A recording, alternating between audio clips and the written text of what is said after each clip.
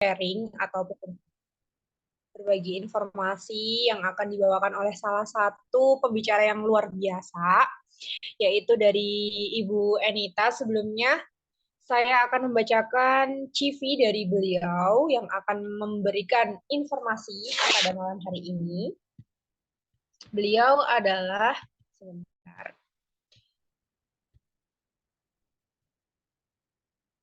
beliau adalah memiliki nama lengkap Ibu Enita Wardana S.Hum.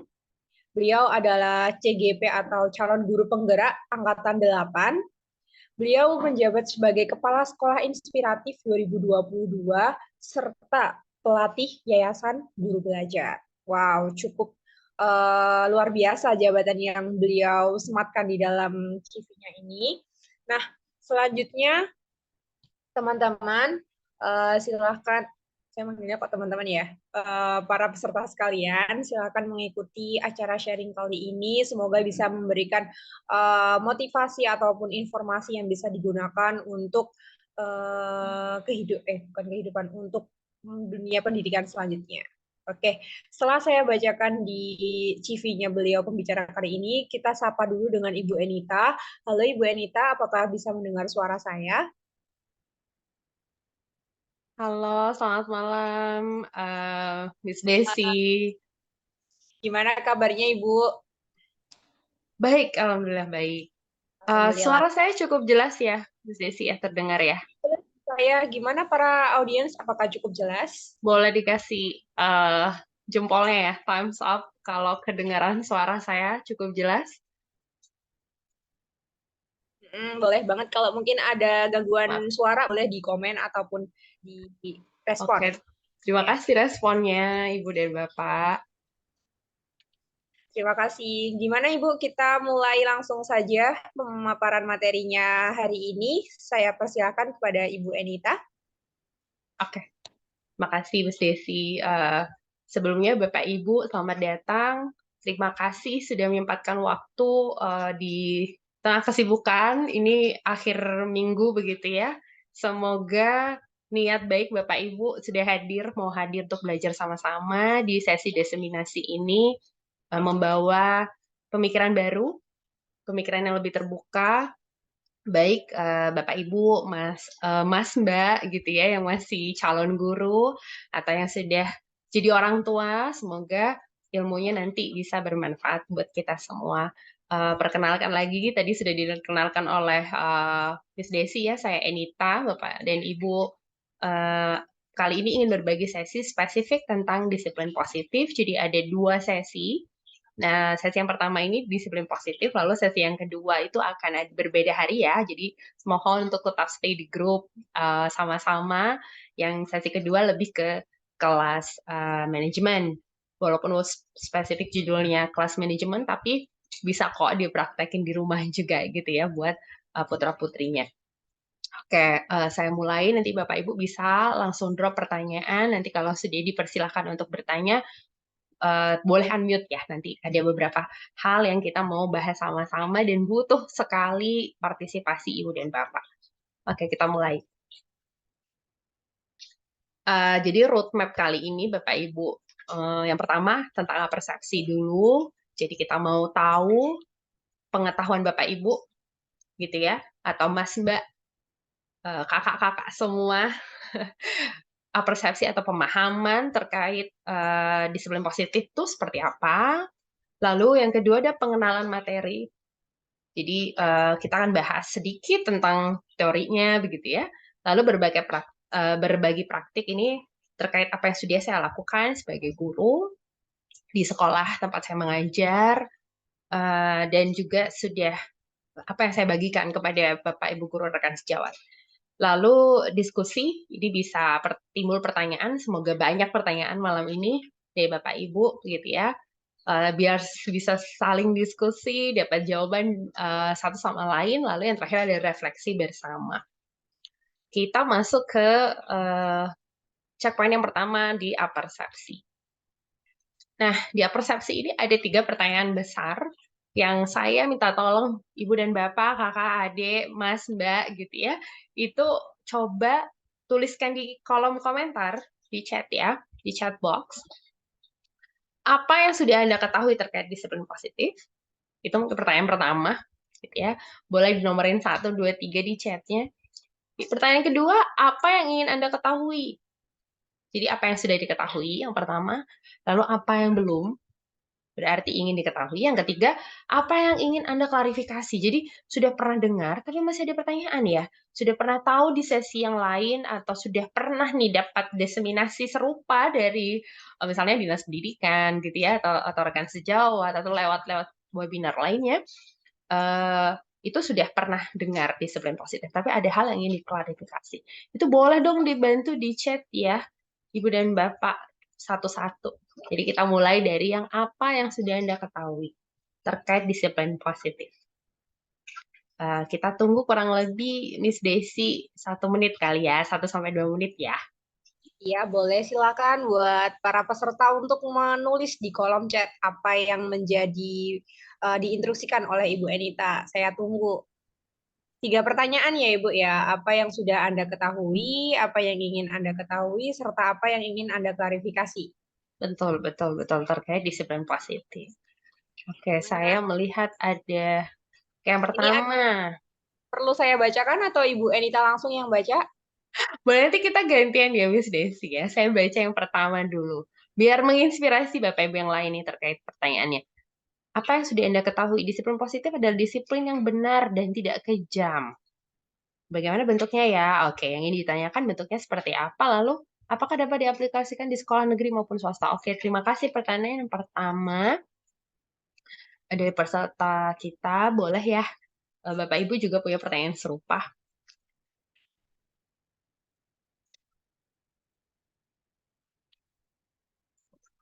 Jadi ini kita kumpulkan dulu. Semoga dari pertanyaan-pertanyaan persepsi ini terjawab di akhir. Nah, kalau Bapak Ibu belum merasa bahwa, oh ini belum jelas gitu ya, boleh ditanya di sesi Q&A nanti. Jadi terima kasih yang sudah drop pertanyaan di kolom komentar. Boleh terkait spesifik parenting juga ya. Jadi nggak harus di sekolah, tapi pertanyaan pertama ini terkait sekolah. Itu boleh juga tentang, oh ini bagaimana ya kalau dengan anak, apakah bisa disiplin positif itu seperti apa dan sebagainya. Semoga semua pertanyaan di kepala Bapak Ibu atau yang sudah dituliskan itu bisa terjawab pada akhirnya. 1 menit lagi ya, Miss Desi, kita tunggu ya. Oke, silakan yang mau bertanya.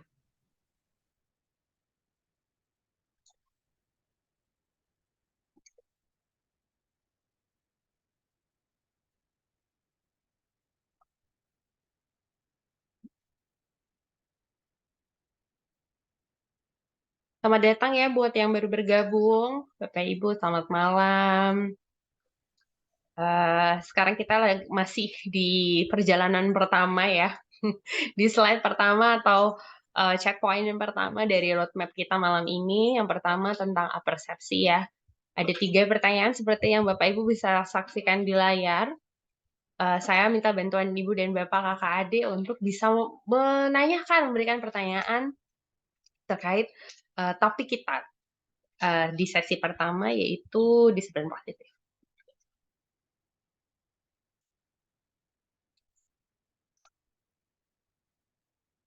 Oke, sudah lewat 1 menit. Wah, ini ada beberapa juga ya masuk ya. Kalau diterapkan dalam keseharian sehari-hari bila bermain dengan teman untuk bersikap disiplin yang baik dalam permainan. Oke, kalau diterapkan dalam keseharian, oke, bila bermain dengan teman. Oke. Ada dari satu lagi ini, Bapak. Atau Bapak atau Mas gitu ya, Mas Miftah. Ada apa tantangan utama menghadapi dan penerapan pada anak, bagaimana cara mengatasinya? Oke. Semoga pertanyaan yang sudah dituliskan dan di kepala Ibu Bapak semuanya sudah terjawab ya.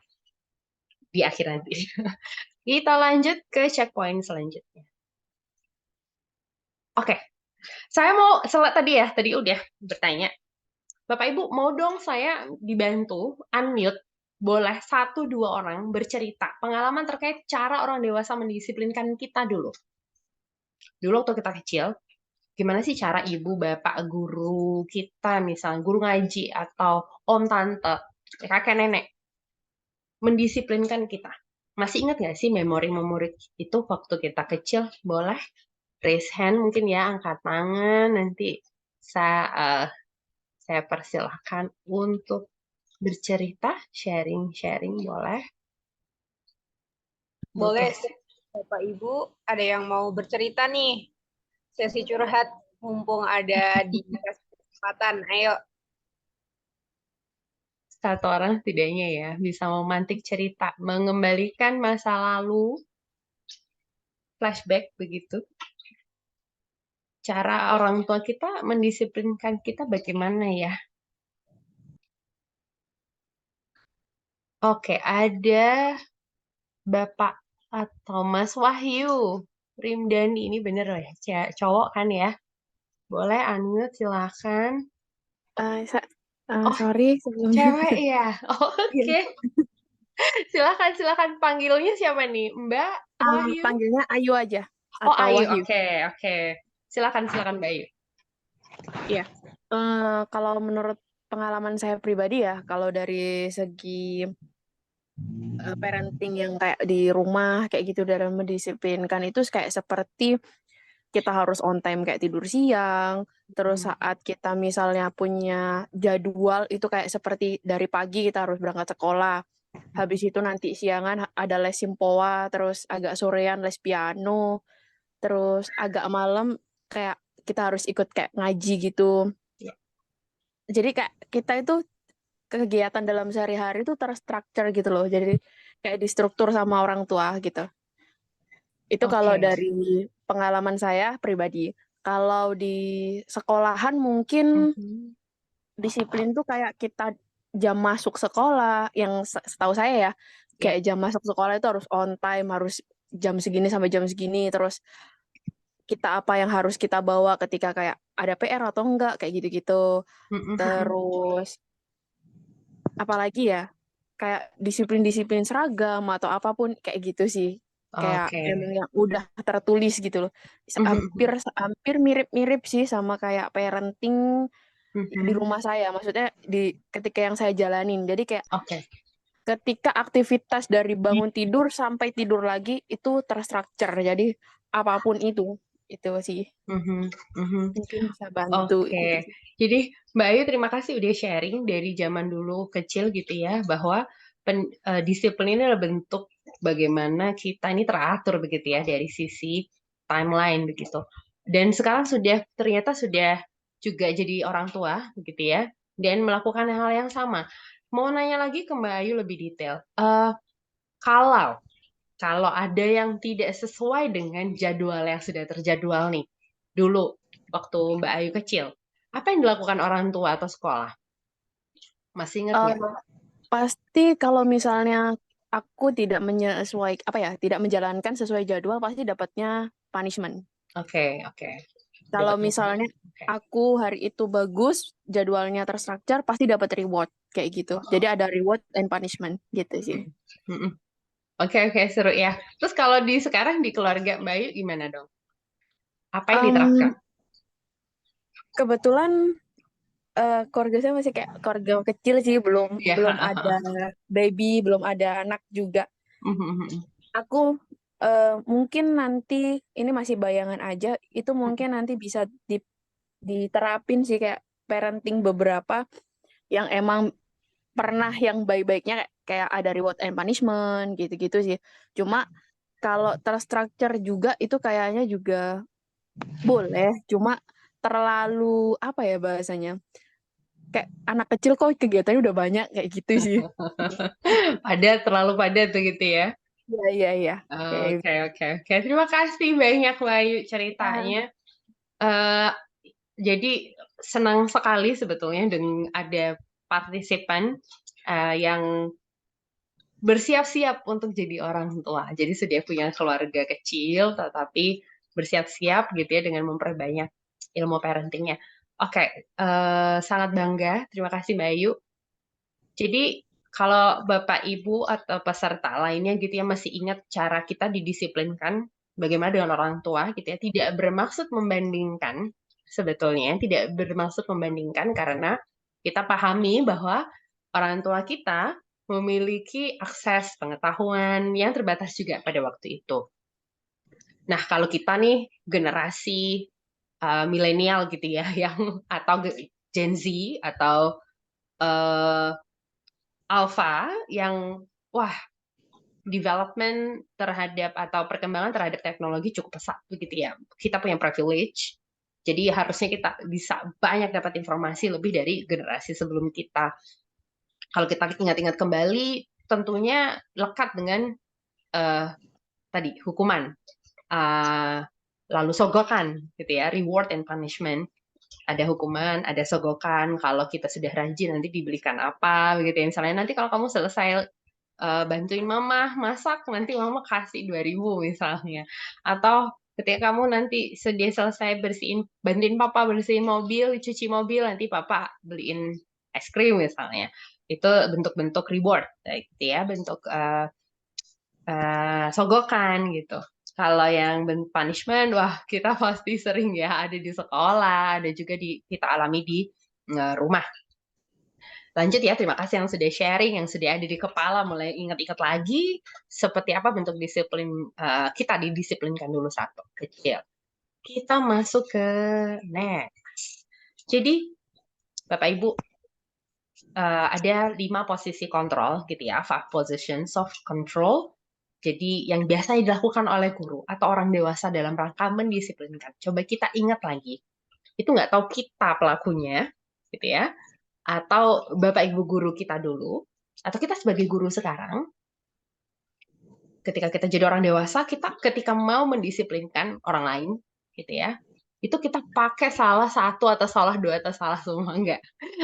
Kita pakai salah satu atau beberapa, atau kita berganti-ganti posisi. Nah, itu kita perlu cek gitu ya. Apa sih sebetulnya positions ini tuh sebetulnya apa isinya? Oke, yang pertama, yang paling atas tuh, yang paling atas karena ada gambarnya. Jadi kita jadi buddy, jadi teman. Ada nggak orang tua yang bilangnya gini, aku mau berteman sama anakku, aku mau jadi temannya mereka, gitu ya. I wanna be the buddy, I wanna be her buddy. Jadi mau jadi temannya si anak, mau jadi temannya murid. Aku mau jadi temannya aja, jadi pendekatanku sama murid ini teman. Kita bestie banget. Kita dekat banget pokoknya, gitu ya. Misalnya seperti itu. Nah, biasanya nanti kita di slide selanjutnya ada lebih detail dampak-dampaknya. Nah, yang kedua adalah manajer. Kalau manajer kita tahu ya, manajer ini biasanya tugasnya memanage si orang-orang ini. Orang-orang yang kita mau disiplinkan. Orang-orang yang kita mau dia berkomitmen terhadap hal-hal yang kita sepakati. Biasanya manajer ini banyak nanya. Ya nggak? Jadi misalnya Bapak Ibu di kantor gitu ya, atau ada guru yang modelnya manajer. Jadi kalau model buddy itu yang kayak gini nih, biasanya ya.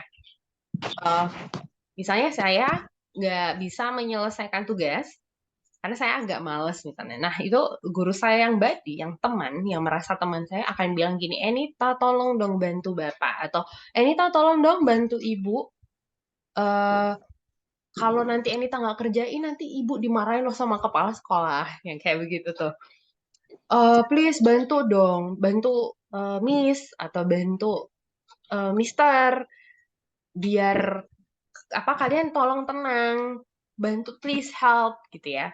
Karena kalau kalian rame nanti Mister yang dimarahin. Nah, yang kayak gini nih bunyi-bunyi atau how does it sound atau bagaimana kontrol dari teman atau posisi ini itu terdengar begitu ya.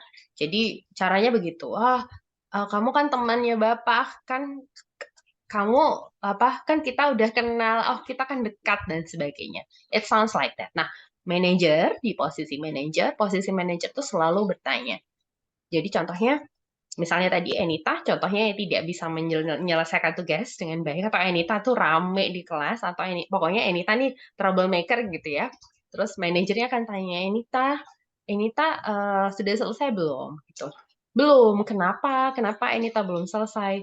Iya Pak, males misalnya gitu ya. Terus si manajer ini, Bapak manajer atau Ibu manajer akan nanya, apa sih yang bikin Anita males? Terus si ibu manajer atau bapak manajer juga kan nanya gitu ya. eh Kalau si Enita bilang nggak tahu, kita cari tahu yuk. Apa sih yang bikin Enita malas ngerjain ini gitu. Itu biasanya manajer akan banyak tanya menggali ya. Mungkin punya guru atau atasan yang demikian ya. Nah, yang selanjutnya posisi selanjutnya itu kalau kita menempatkan diri sebagai guilter, pembuat rasa bersalah. Ini biasanya ditemukan di banyak sekali kasus orang tua gaya parenting yang pembuat rasa bersalah, terus guru juga, gitu ya. Caranya gimana sih? How does it sound? Gitu. Misalnya kayak pembuat rasa bersalah tuh dia sering menunjuk perilaku dan membuat si anak, gitu ya, atau kita itu merasa bersalah. Itu agak beda dengan punisher, gitu ya. Kalau yang di paling bawah ya penghukum, itu berbeda. Kalau si guilter itu cenderung membuat si orang ini tuh merasa bersalah. Misalkan si saya Enita gitu ya menjatuhkan sesuatu.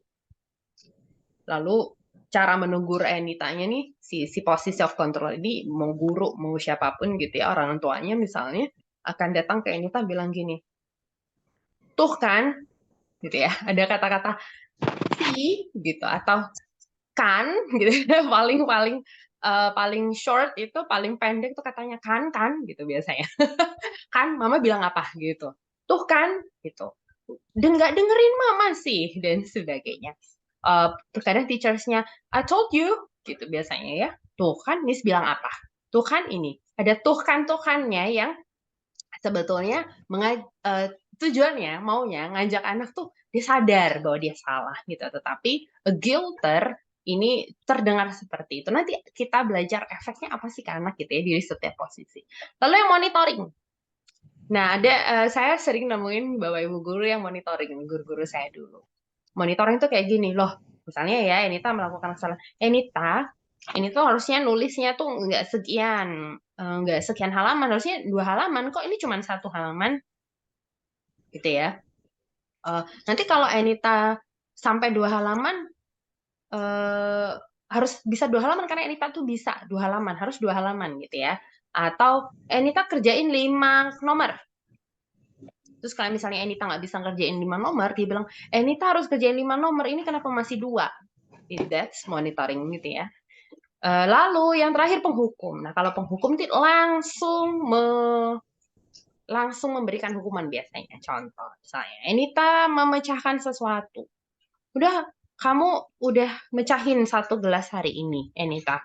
Sekarang kamu nggak boleh main apa gitu ya, nggak boleh nonton TV. Kamu dikunci di kamar. Kamu dikunci di kamar karena kamu udah nakal hari ini. Atau gurunya kayak, udah kamu keluar, nggak usah ikut kelas saya.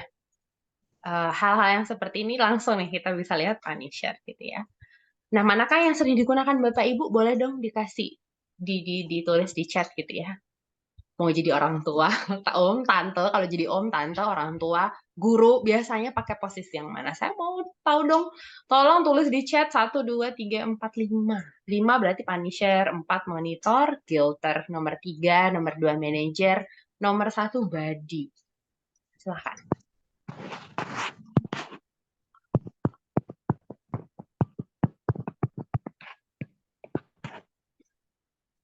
Oh, terima kasih ya. Terima kasih. Saya sangat berterima kasih antusiasme dari Bapak Ibu ini. Di chat saya cek punisher ya. Udah kamu kalau ini ke sana gitu. Nggak boleh. Saya nggak mau ngomong sama kamu gitu. Itu punisher ya. Mayoritas punisher guilter. Oke, guilter. Punisher guilter. Oke, terima kasih jawabannya. Oke, punisher guilter. Kalau jadi om tante misalnya belum punya anak, belum berkeluarga, punya keponakan, hampir sering ditemui nomor 2 sampai 5, hampir tidak ditemui nomor 1. Oke, terima kasih Miss Ayu. Ya, saya soalnya di sekolah dulu nemu tuh yang nomor 1. Gitu. Nanti kita efeknya mungkin Bapak Ibu sudah juga pernah ketemu. Saya pernah punya guru yang dekat banget, asik banget gitu ya. Buddy banget sama saya. Nanti kita cek apa sih efeknya. Terima kasih. Kita lanjutkan. Oke, semoga terlihat ya. Jadi ini sebetulnya disadur dari restitutions gitu ya. Jadi Dian ini teorinya ya, the five positions of power itu punya Dian Gosen, ada efek terhadap anak gitu, terhadap orang yang mau kita disiplinkan sebetulnya. Ada impact-nya. Nah, yang pertama nih, kita bilang tadi punisher gitu ya, misalnya nih. Yang kelima, kita urutannya kelima tuh tadi. Misalnya punisher ya, kita lihat nih banyak banget punisher. Oke, what the teacher does or what the adults actually do atau what is the parents doing during when they took the positions as punisher. Jadi kalau si orang tuanya, gurunya jadi punisher, jadi penghukum, biasanya yang terdengar, how does it sound like gitu ya, atau yang dilakukan adalah yelling, teriak-teriak. Aduh, kok kamu begini sih gitu ya. Diam dong gitu ya. Atau kalian berisik sekali, aduh tolong diam ya. Dan sebagainya. Pointing fingers, kamu, pasti kamu. Ini kamu sini gitu dan sebagainya. That's the how does it look like? Bagaimana terlihatnya? Blaming, menyalahkan. Ini pasti kalian nih karena kamu, karena kalian. Ya. And then express sarcasm. Contohnya begini sering dilakukan gitu ya. Yang membuat anak kebingungan sebetulnya. Express sarcasm misalnya gini. Miss, saya boleh ke kamar mandi nggak? Atau Pak, saya boleh ke kamar mandi nggak? Gitu ya. Terus si bapaknya nggak jawab, malah jawabnya gini, lah, what do you think? Gitu. Menurut kamu? Nah, sarcasm could be very elegant, tapi enggak atau saya tidak setuju di model pengasuhan. Karena anak-anak yang terlampau kecil, bahkan remaja pun, sampai umur 19 gitu ya, kalau kita sering sarkas ke mereka, mereka seringkali bingung, dan kebingungan ini sangat berpengaruh terhadap kondisi psikologis mereka. Gitu. Jadi kalau misalnya boleh, silahkan dijawab boleh. Tidak boleh, tidak boleh. Jadi tidak perlu kita sarkas kayak seringkali orang tua juga sarkas gitu ya kayak bagus kamu nangis terus gitu ya. Buat anak itu tidak mudah walaupun anaknya mengerti, tetapi secara emosional gitu ya itu tidak membantu perkembangannya. Nah, biasanya dikatakan if you don't do this, we'll see. Gitu. Sorry itu kayak typo ya. If you don't do this, we'll see. Kalau kamu nggak ngelakuin ini, lihat aja. Kalau kamu nggak mau ini, lihat aja. Jadi banyak ancaman-ancaman yang dikatakan oleh si punisher ini. Awas kamu kalau nggak dengerin. Awas kamu, jadi awas-awas. Jadi memang bertujuan untuk mengingatkan kesepakatan tetapi terdengarnya mengancam gitu ya. Hasilnya adalah students will rebel, blame others, and lie. Kalau kita melakukan pengasuhan dengan cara, pengasuhan ini tidak hanya orang tua ya, guru juga sangat punya andil besar terhadap pengasuhan. Kalau gurunya melakukan ini, orang tuanya melakukan ini, udah double lah ya pokoknya. Nah ini, muridnya atau anaknya akan rebel, akan cenderung melawan. Jadi yang bandel-bandel itu biasanya nih menghadapi punisher akan semakin bandel gitu ya. Blame others, cari kambing hitam, menyalahkan keadaan, menyalahkan ini, menyalahkan itu. Ini pasti karena A, karena B, karena C. Karena orang tuanya, gurunya, punisher. Padahal ya tidak perlu menyalahkan orang lain, tidak apa-apa melakukan kesalahan gitu ya. Yang terakhir adalah berbohong. Jadi, enggak, aku nggak begini, aku nggak begitu. Karena memang orang yang dihadapi adalah punisher. Nah, apa yang biasanya anak-anak ini katakan gitu ya? Let it be, he'll be angry anyway. Nah, kenapa kita bilang dia rebel? Kenapa kita bilang dia akan terus melanggar gitu ya? Karena dia tahu si anak akan bilang begini, ya udahlah biarin aja, nanti juga dia pasti marah. Orang kerjaannya marah terus gitu ya. Pernah nggak Bapak Ibu nemu guru-guru yang kita tuh udah yang mode rebel gitu ya? Biarin deh, nggak usah ini deh. dia mau kita baik, mau kita nurut juga dia bakalan marah-marah gitu. Akhirnya itu yang dikatakan anak-anak gitu ya. Dan terakhir impact-nya adalah dampaknya repeating mistakes, dia akan melakukan kesalahan berulang secara berulang gitu. Jadi avoiding consequences di paling atas motivasinya ada external control. Jadi kalau kita mau bicara tentang disiplin, ya disiplin positif itu apa? Jadi ada external control, yang mengontrol dia itu adalah pihak luar, bukan dari dirinya tetapi pihak luar. Nah, biasanya dia akan avoiding consequences, menghindari konsekuensi. Dengan tadi, yang pertama, di Punisher dia akan cenderung berbohong. Gitu ya. Menuduh orang lain dan sebagainya. Biasanya menuduh keadaan. Itu untuk Punisher. Guilter, penunjuk atau pembuat rasa bersalah gitu ya. What a teacher does. Apa yang dilakukan orang tua, apa yang dilakukan gurunya, preach. Jadi orang tuanya tuh atau gurunya ini preaching gitu ya, ceramah, diceramahin dia.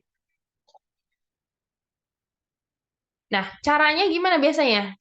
Ceramahnya bagaimana yang dimaksud dengan preaching itu ya? Di row kedua itu ada you should know, kamu harus tahu, bla bla bla, panjang sekali.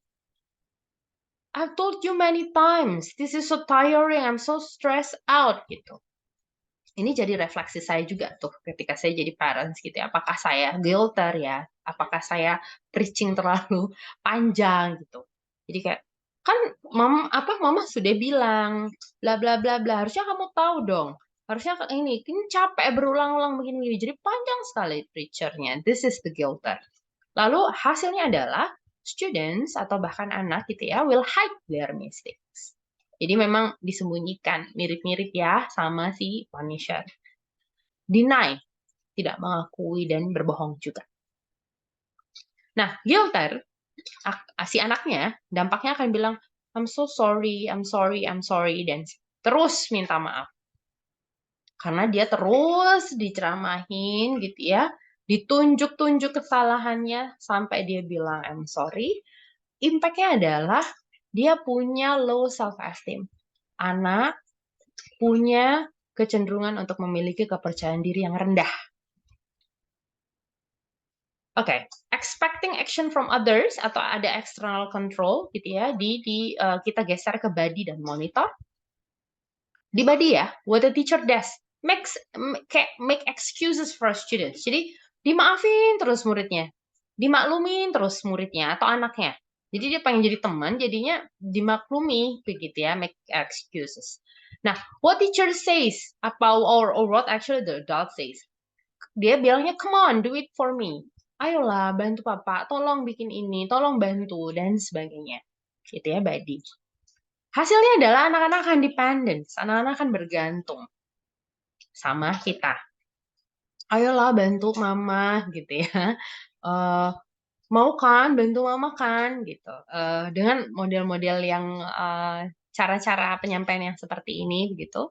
Nah, anak-anak cenderung bilang apa sih kalau misalnya kita lagi nggak sepaham terhadap sesuatu. Anak-anak atau murid akan bilang begini, I thought you were my friend, turn out you're not. Aku kira kita tuh deket, aku kira kita tuh best friend, Pak, Bu. Saya kira Bapak itu teman saya. Ternyata bukan ya. Tapi karena saya tetap aja disuruh ngerjain ini misalnya gitu ya. Oh, saya kira Pak kita kan temenan Pak. 3 soal aja ya Pak, misalnya gitu. Nah, dia cenderung begitu ya, dependence. Lalu yang terakhir adalah impact-nya weak, gitu ya, cenderung lemah. Lemah dalam artian memang tidak punya tidak punya keinginan untuk mencapai sesuatu lebih gigih begitu. Jadi tidak gigih si murid. Nah, selanjutnya ada monitoring ya. Calculating and measuring. Yang dilakukan gurunya tuh ngitung, diukur gitu ya. Nah, biasanya nanya gini, apa sih ininya kita? What's the rule? Kayak gimana kemarin caranya? Dia biasanya nanya gitu ya. Oh, kemarin kita udah kalau kita udah sepakat ya, kalau 5 soal nanti dapat apa gitu-gitu. Jadi memang dia monitoring, ngelihat murid itu dari sisi atau lihat anak tuh dari sisi capaiannya. Jadi kita lihat deh, kalau si murid A melakukan sudah sampai di mana, nah si monitor ini ya itu cenderung akan ngitung banget. Oh, dia belum mencapai ini, dia belum mencapai itu, gitu ya. Resultnya adalah confirming when watch. Ketika dia lihat, dia akan confirming. Caranya gimana? Dia akan bilang begini muridnya, how many stars will I get? Ini kalau di kelas ya. Aku dapat bintang berapa, Bu, kalau aku bisa ngerjain ini? Atau dia akan nanya, Miss, berapa kalimat, Miss, aku harus bikin? Atau yang terakhir, berapa halaman sih Miss harus baca gitu ya? Atau berapa halaman Bu saya harus baca? What student says. Kalau mau anak mungkin di rumah akan begini nih. Kalau aku bantu mama aku dapat apa? Jadi monitoring nih memang calculating and measuring gitu ya. Dampaknya adalah focusing on reward and consequence. Jadi tidak betul-betul melihat kesepakatan yang dibuat sebagai hal untuk melakukan sebagai hal untuk mencapai target tertentu secara positif begitu ya. Jadi ada external control. Ada kontrol dari eksternal yang membuat anak ini melakukan sesuatu. Jadi bukan dari dirinya sendiri. Nah, biasanya dia akan fokus ke reward. Kalau aku ngebantuin mama, aku dapat berapa? Kalau aku udah bantuin papa, emang aku dapat apa? Fokus ke depannya Bapak Ibu bisa bayangkan bagaimana si anak ini tumbuh besar lalu hanya focusing ke reward. Ya. Lalu yang expecting self, respecting self ini berarti memang menghormati diri sendiri gitu ya. Ada internal control. Jadi ada kontrol-kontrol internal dari si murid. Nah, si manajer, si guru yang punya role atau posisi sebagai manajer ini, biasanya dia, saya bilang tadi sudah cerita banyak tanya dia. Kalau ada yang tidak sesuai, dia pasti nanya.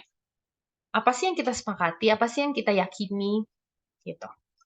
Gimana caranya kita bisa? Jadi dia akan nanya, dia ajak si anak berdiskusi. Hasilnya apa? Hasilnya akan empowering. Jadi memperkuat atau memberdayakan si anak untuk mau mengutarakan idenya, ide dari hal-hal yang mungkin atau solusi gitu ya dari permasalahan yang sudah dia buat sendiri. Contohnya anaknya bisa bilang gini, how can I fix this ya? Gimana caranya ya, Mah? Gitu. Gimana caranya ya, Pak? Atau gimana caranya ya, Bunda? Ya, coba kita pikir yuk, Kak. Ayo kita diskusi. Kira-kira gimana ya? Nah, itu dia bilang, gimana ya caranya memperbaiki ini? Nanti diskusi-diskusi itu berlanjut. Awalnya memang tidak akan mudah. Tetapi kita tahu posisi kita. Karena impact of students atau impact terhadap anak, murid, ketika kita ambil posisi manajer, biasanya dia punya self-evaluation. Jadi dia tidak merasa rendah diri, tidak. Tapi dia tahu bahwa oke, saya kurang di sini, tadi saya melakukan ini, seharusnya bisa dihindari. Next time, saya bisa lebih baik. Jadi ada respecting self itu sangat penting ya, poin yang cukup penting dari si internal control. Oke, kita lanjut. Oke, kita ke definisinya ya, Bapak Ibu ya. Positive discipline is an approach to teaching that helps children succeed. Give them the information. Jadi dari pernyataan dari Duran gitu ya, apa sih positive discipline atau disiplin positif? Ini adalah pendekatan untuk mengajarkan ya, berarti terkait pengasuhan juga, yang membantu anak-anak untuk sukses. Jadi memberikan mereka informasi yang mereka butuhkan untuk belajar, mensupport mereka gitu ya, atau mendukung mereka terhadap perkembangannya. It respects children right. Jadi disiplin positif ini sangat-sangat menghormati hak anak untuk mempunyai perkembangan yang sehat, gitu ya. Lalu terproteksi atau terlindungi dari kekerasan, baik verbal, non-verbal, kekerasan fisik maupun psikis. dan juga anak akhirnya dapat melakukan banyak partisipasi di dalam belajarnya. Jadi dia bukan pasif, tetapi dia sangat aktif untuk berpartisipasi. Nah, principles dan goals gitu ya di sini di layar Bapak Ibu. Jadi sebetulnya kalau budaya positif itu atau positive discipline sendiri, nurture self-esteem children. Jadi dia sangat membangun self-esteem, kepercayaan dirinya anak-anak. Yang dimana anak-anak ini butuh untuk memanage boundaries. Boundaries itu semacam batasan sehat gitu ya. Jadi anak-anak ini masih butuh sekali bantuan kita untuk tahu batasan-batasan sehat terhadap koneksi, misalnya dengan orang lain. And control their behavior. Jadi untuk mengkontrol si perilaku anak. And keep them safe, uses dynamic and flexible strategies. Jadi walaupun strategi kita tuh fleksibel, dinamis, tetapi itu aman buat mereka. Karena kita reinforce of positive behavior. Yang kita tekankan adalah positive behavior atau kebiasaan-kebiasaan positif. Gitu ya, seperti kita mengkoreksi kebiasaan-kebiasaan yang tidak appropriate atau tidak pas. Gitu ya. Atau yang kebiasaan-kebiasaan yang salah. Goals-nya atau tujuannya. Self-discipline itu ketika seseorang gitu ya, individual ini tuh bisa tahu batasan dirinya bahkan terhadap perilakunya sendiri, kebiasaan-kebiasaannya sendiri. Dia tahu batasnya dan bisa menahan diri. Itu di goals-nya. Pada akhirnya kita maunya begitu ya. Self-discipline implies the development of integrity. Jadi memang dia si self-discipline ini karena dia sudah ketika kita tahu positive discipline, jatuhnya dia bisa self-discipline, gitu ya. Implies the development of integrity. Jadi dia punya integritas tinggi, karena memang membangun ke arah sana, gitu ya. Accountability, kejujuran, personal ethic, jadi dia tahu etika, personal, dan juga self-management, pengaturan dirinya sendiri, gitu ya.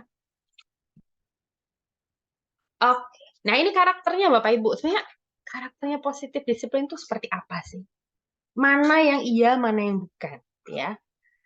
Yang pertama, si positive discipline itu helps individuals to be responsible. Jadi membantu anak-anak, si individu kecil ini untuk lebih bertanggung jawab terhadap aksinya sendiri atau perilaku yang ditimbulkan.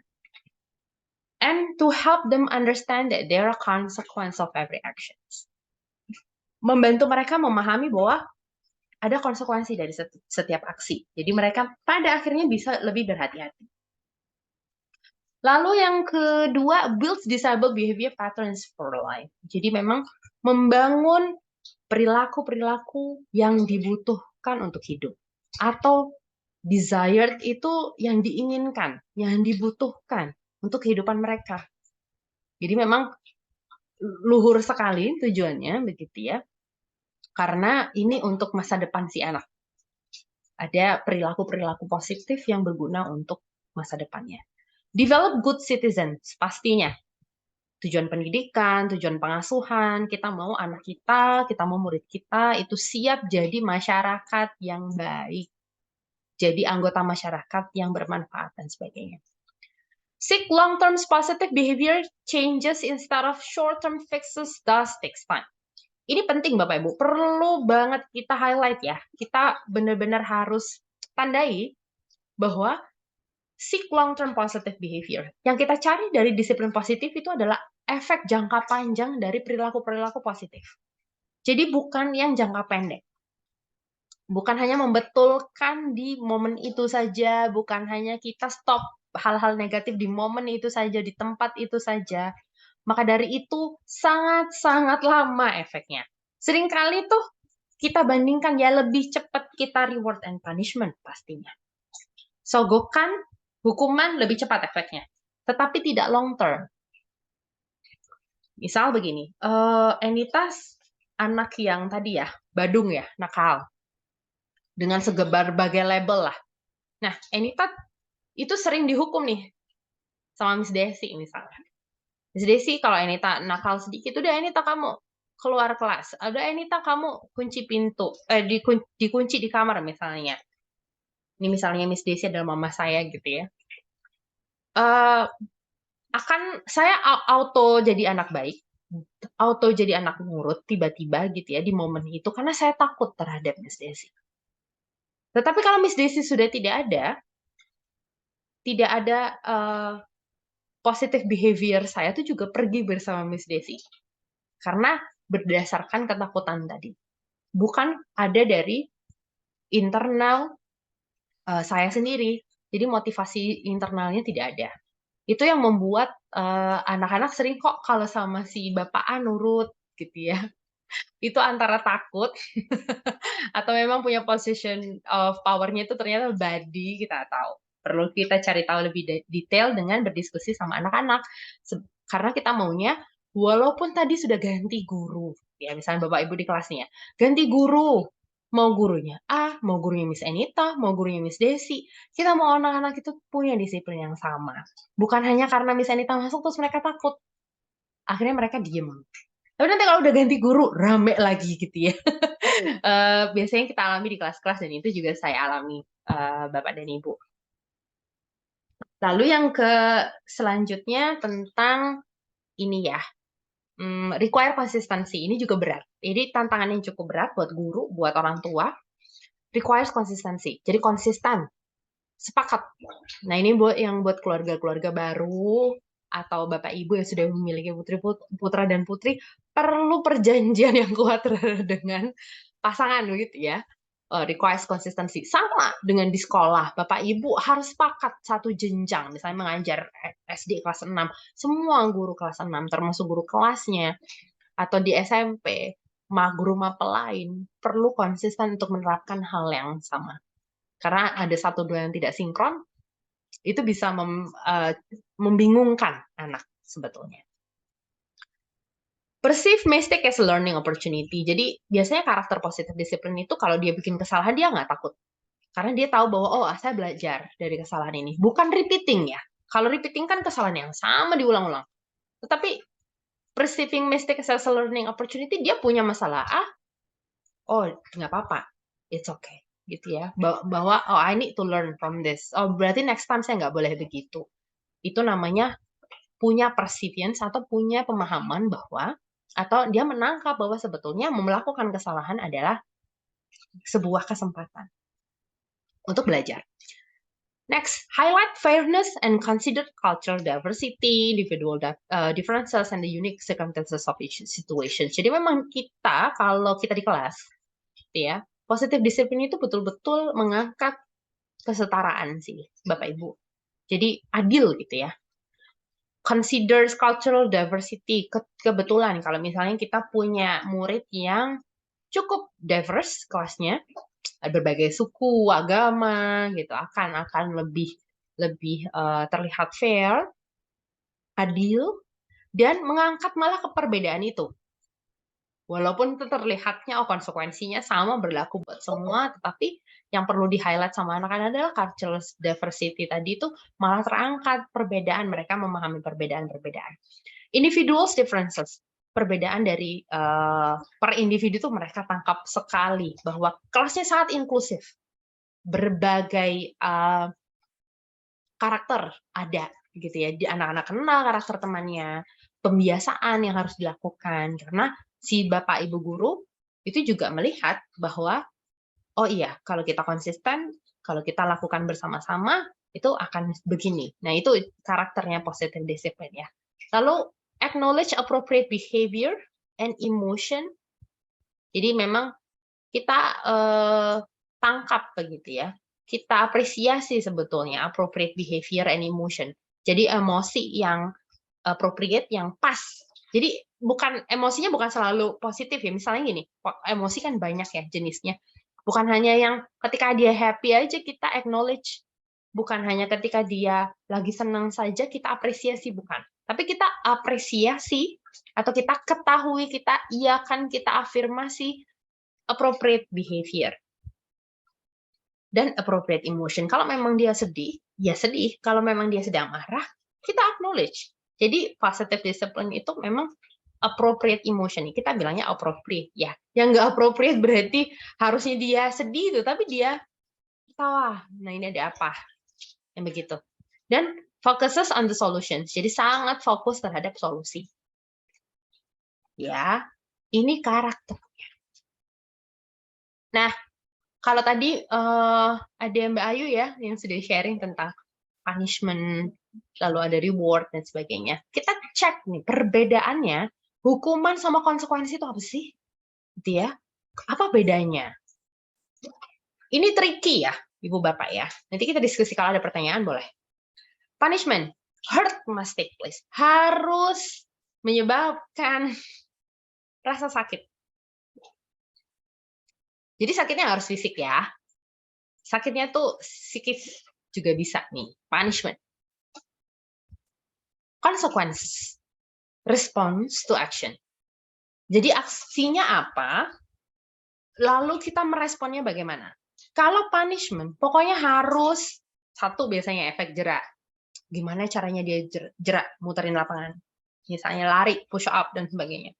Kalau di sekolah nih telat gitu ya. Saya dulu kalau di sekolah telat, rumah saya jauh, saya harus naik angkot tuh 2 kali. Terus saya pernah telat tuh. Punishment-nya adalah saya harus lepas sepatu, copot sepatu, terus diangkat. Lama gitu sampai ya nggak tahu lah berapa menit ya. Pokoknya kalau guru BK saya guru kayaknya kalau kesiswaan saya bilang stop baru deh disuruh turun gitu ya. Tetapi itu pegel juga sih. Nah itu quite hurt ya. Cukup menyakitkan buat tangan saya. Itu pokoknya ya, biar dia kapok lah gitu. Hurt tadi saya bilang tidak selalu fisik, kadang juga bikin malu gitu gimana caranya. Gitu ya. Itu bedanya punishment sama consequences yang pertama. Yang kedua, not relevant to the violations. Yang consequences, violation and consequences is related. Nah, seringkali begini. Bapak Ibu coba dicek, kalau Bapak Ibu ada guru atau orang tua, sering mikir bahwa hukuman ini bagus kok, karena efeknya bagus buat si anak. Tetapi relevan nggak? Nyambung nggak? Contoh, saya kalau ada sekolah-sekolah yang berkunjung ke sekolah saya, terus mereka ngomong, mereka mau diskusi lebih lanjut gitu ya, si guru-guru ini biasanya datang 20 orang, terus mau belajar tentang disiplin positif. Dan penerapannya biasanya mereka tanya, ini nyambung nggak ya?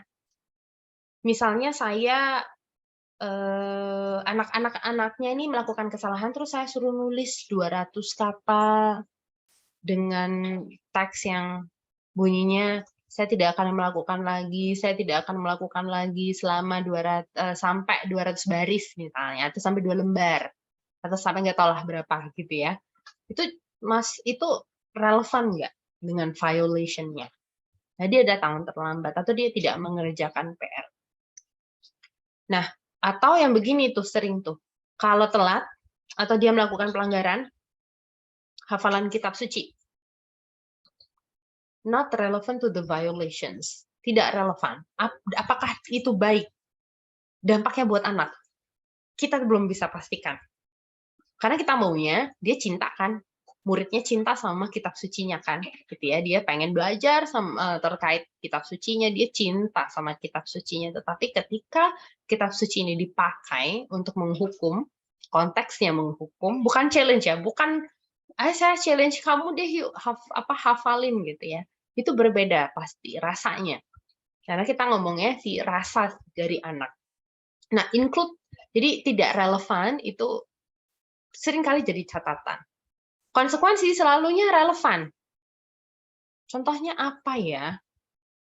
Nah, itu kita belajar nanti konsekuensi kayak gimana. Harusnya relevan. Misalnya nih, kalau di penerapan di tempat saya, di sekolah saya, ketika ada anak yang telat datang, yang perlu guru lakukan adalah satu, bertanya alasan telat. Gitu ya. Nah, kalau si anak sering kali tahu obrolan ini menuju ke position soft power tadi punisher, jadi dia punishment ya, atau guilter, diceramahin, dia pasti bohong. Bikin alasan. Tetapi ketika kita sudah tahu bahwa tujuan pembicaraan kita adalah kita sebagai manajer roles yang kita ambil, dia akan cenderung jujur. mau dia bangun kesiangan, mau dia macet di jalan, mau dia tadi ada apapun begitu ya, masih cari sepatu nggak ketemu lah, seragamnya nggak ketemu lah, itu adalah alasan yang jujur dari si anak gitu ya. Nah, konsekuensinya apa? Biasanya kami terapkan ke anak-anak begitu ya, sepakat dengan Bapak Ibu guru di sekolah, dia telatnya berapa menit sih? Ya, di hari pertama dia telatnya berapa menit? Misalnya dia telatnya 10 menit, 20 menit, 30 menit. Berarti dia harus mengganti 10 menitnya, 20 menitnya, 30 menitnya dengan bertemu guru yang tadi dia nggak sempat masuk full time. Misalnya Anita datang di kelas bahasa Inggris gitu ya, terus ada Miss Desi nih gurunya. Anita telat 30 menit, berarti Anita punya tanggung jawab untuk ketemu sama Miss Desi. Untuk mengejar 30 menit tadi harus ngapain sih sebetulnya? Itu di sesi Anita pertama telat ya. Nah, biasanya kita note 3 kali. Kalau sudah 3 kali dia telat terus dengan durasi yang kurang lebih sama, biasanya kita akan diskusinya sama orang tua. Karena Bapak Ibu bisa dipastikan anak telat di sekolah bukan anaknya sih. Rata-rata biasanya ada alasan dari orang tua kenapa si anak ini telat. Gitu. Jadi memang violation and consequences is related. Jadi konsekuensinya sama. Kamu telat 20 menit, coba kamu berarti kehilangan waktu 20 menit untuk diskusi sama Miss Desi gitu ya. Nah, berarti Anita nih harus ketemu sama Miss Desi selama 20 menit. Apa ya Miss yang harus aku kerjakan? Tadi aku ketinggalan apa dan sebagainya. Itu kami lakukan. Lalu punishment yang selanjutnya include the entire class. Biasanya menghukum satu kelas kena.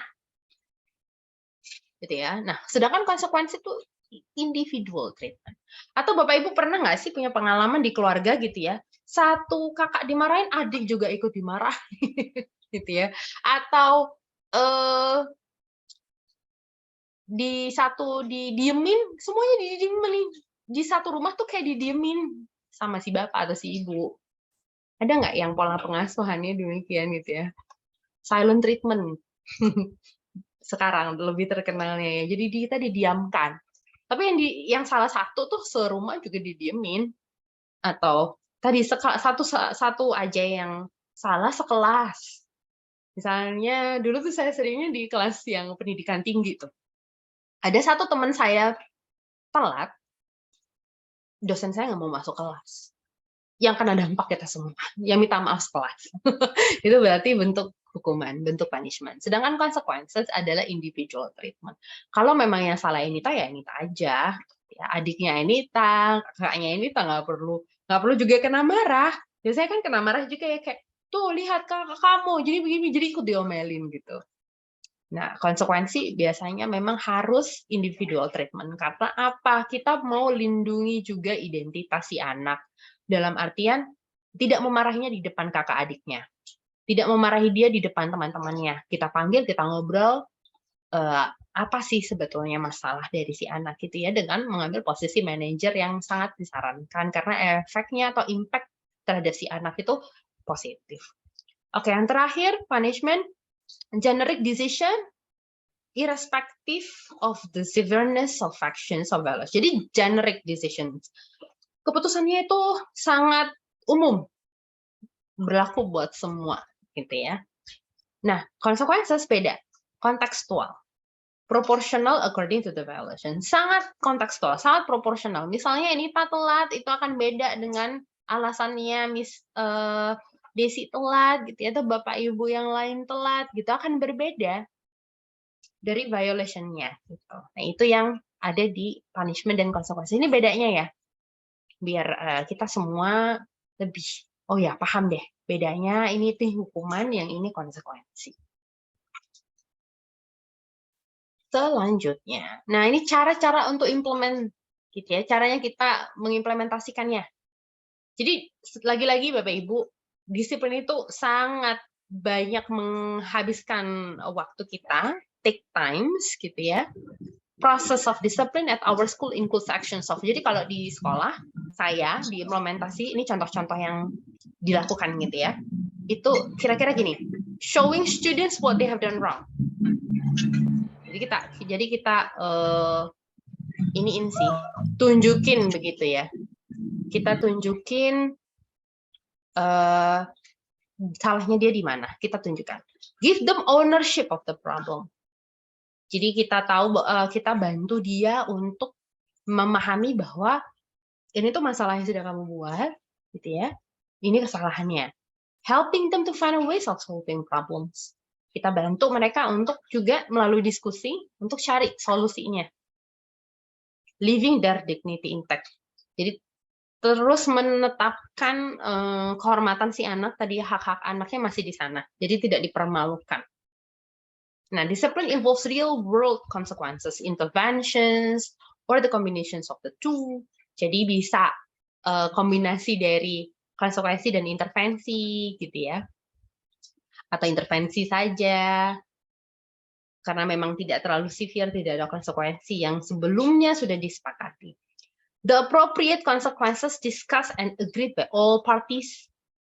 Jadi konsekuensinya biasanya dibicarakan dulu Bapak Ibu di depan. Nah, ini ada di sesi kedua. Gimana sih caranya kita bikin kesepakatan di rumah, kesepakatan di kelas gitu ya. Itu ada di kelas manajemen nanti. Tetapi di sini sedikit diulas bahwa memang appropriate consequences discussed and agreed by all parties. Harus disepakati sama semua.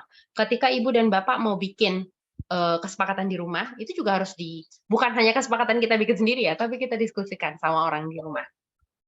Apakah mau ini cocok nggak ya, ini relevan nggak ya dengan cara-cara yang sebelumnya atau tanda-tanda bahwa ini tuh konsekuensi, yang ini tuh hukuman. Yet natural and logical consequences cannot be applied in situations where they are just. Tetapi natural dan logical, ya, yang natural, yang logik, consequences itu nggak bisa diterapkan ini ketika, jadi ada pengecualian gitu, life threatening consequences. Konsekuensinya walaupun itu logik, walaupun itu masuk akal, tetapi kalau ini life threatening nggak boleh. Ini ya, mengancam nyawa itu nggak boleh. Morally threatening itu juga tidak boleh, tidak baik, menyakitkan, tidak jujur, tidak adil, itu tidak boleh. Unhealthy consequences, yang tidak sehat, yang mengganggu lah kesehatan, biasanya yang berupa fisik, konsekuensi fisik juga tidak boleh dilakukan walaupun disepakati. Lalu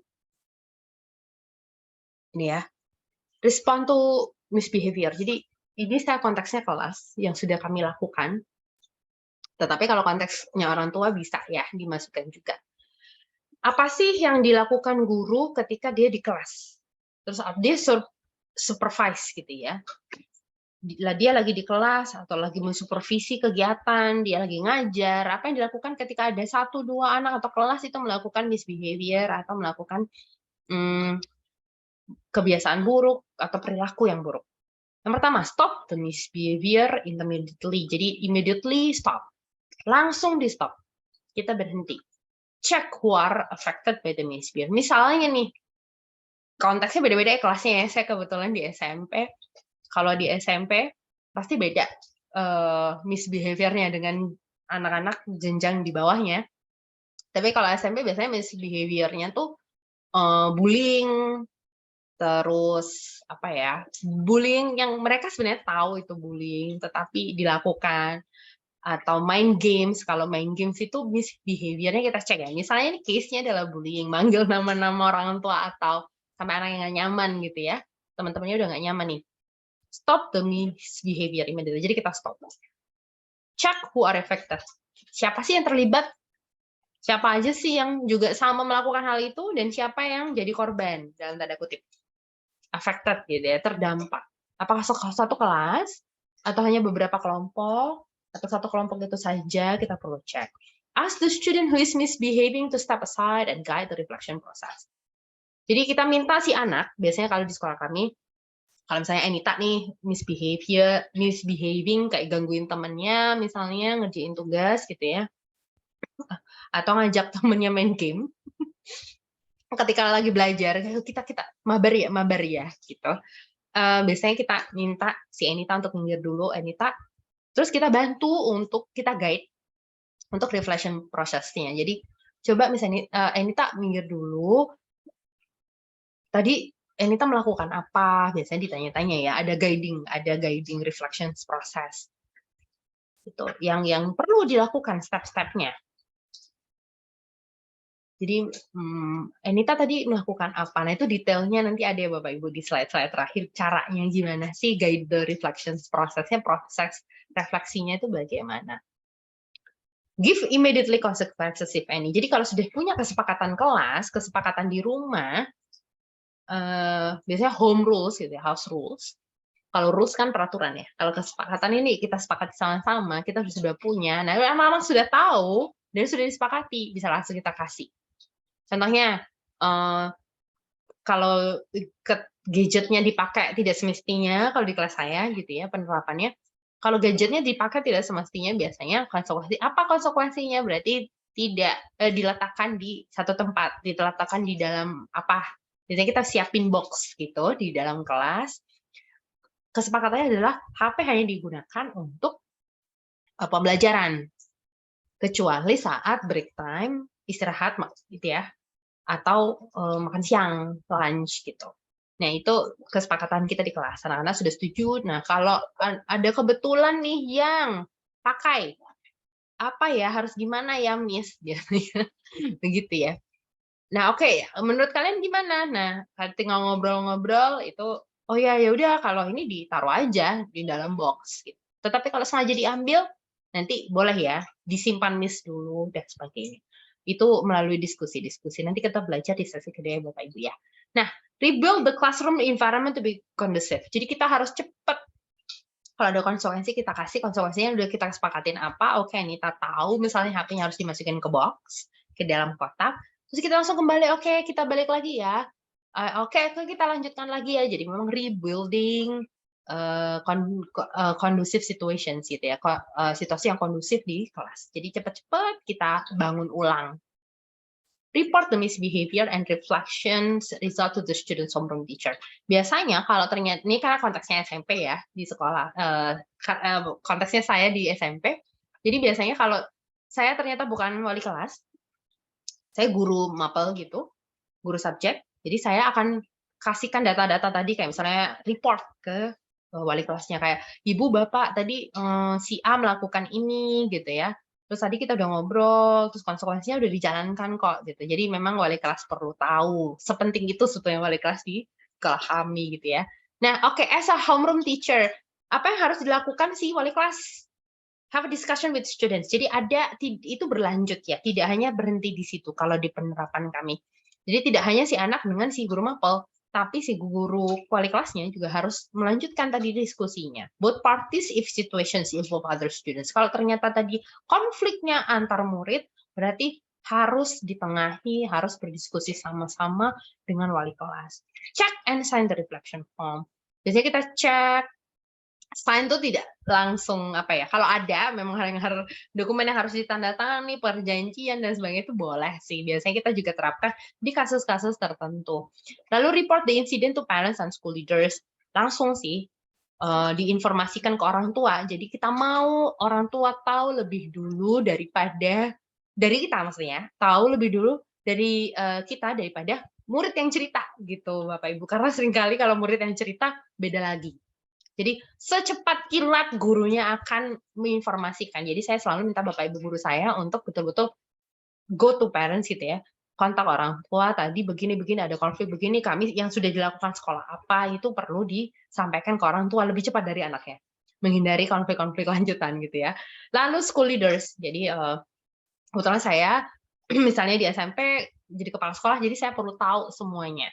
Bukan saya yang menyelesaikan, tetapi school leaders perlu tahu, karena nanti misalnya orang tua ada concern, ini berlanjut masalahnya, si pemimpin sekolahnya tidak tahu apa-apa gitu. Jadi betul-betul saya ingatkan Bapak Ibu guru di sekolah, atau ini bisa jadi tips Bapak Ibu guru juga gitu ya, di sekolah masing-masing untuk selalu memberitahukan gitu kasus-kasus tertentu yang terjadi, misbehavior yang terjadi di kelas misalnya ke wakil kesiswaan lebih dulu, ngobrol sama guru-guru BK, agar misalnya nanti kasus ini berlanjut, itu pihak-pihak yang terkait sudah memahami Ya, jadi tidak lagi, oh iya saya belum dengar, kan saya nggak mau ya. Bapak Ibu sebetulnya tidak nyaman juga buat orang tua, tidak nyaman juga buat sekolah. Kalau, wah saya belum pernah dengar nih Bapak Ibu sebentar ya gitu. Itu menghambat juga, menghabiskan waktu, apalagi kalau orang tuanya datang ke sekolah. Itu jadi berharap bahwa kita tahu lebih dulu. Gitu juga. Sama seperti orang tua, dengar lebih dulu daripada Bapak Ibu guru. Ini bisa jadi tips ya.